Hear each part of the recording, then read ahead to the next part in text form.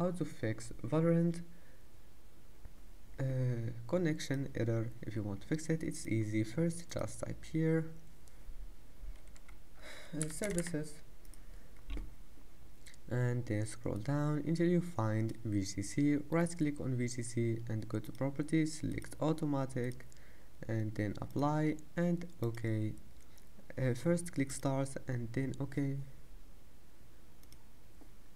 And now open here and click on your antivirus, Windows security, virus and threat protection. Go to menu settings, scroll down, click add to remove exclusion.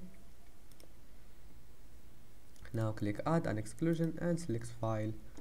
After that, you need to go to your Riot Games folder, then Valorant, Live, Shooter Game, Binaries, Win64. Scroll down here, will find Valorant, click open.